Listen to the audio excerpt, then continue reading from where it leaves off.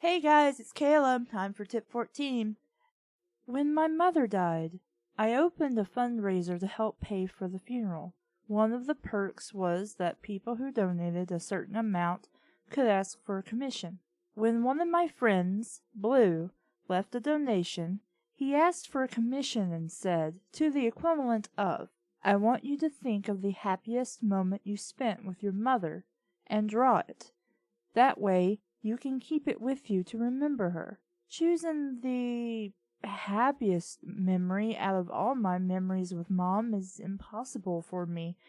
They're all happy, because even during the worst and saddest times, they were still spent with her. And so I thought, and I thought, and I thought some more about what I could truly say was the happiest moment with my mother. And really, I can only think of one thing that led me to have the hobbies and job I have. My mother was a bibliophile, which means book lover. She loved to read, and read absolutely everything.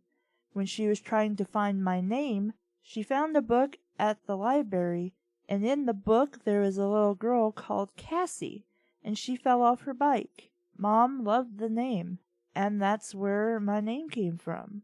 However, the greatest, most important memory to me is what eventually led me to pursue writing as a profession.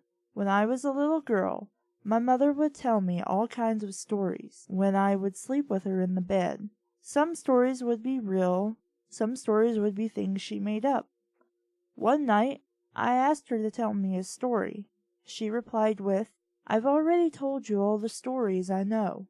I told her she could just tell me any of the stories again. I guess I was being really annoying, or she was just short-tempered that night, because she said to me, why don't you tell me a story? I said that I wasn't any good at telling stories. She told me that I told really good stories. And since Mom kept insisting, I made something up. I had no idea what the story was about, but Mom listened to every word, and then told me, see, you can tell good stories. I don't know if that is the happiest memory, but it's the most important one, because it was due to that memory that I started writing stories in the 6th grade.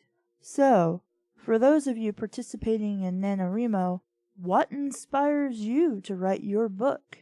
Why are you writing this for? I write because I love writing. I love stories. And I want to read stories. And I want to read good stories. And I want to read stories so I can tell them to Mom when I see her again.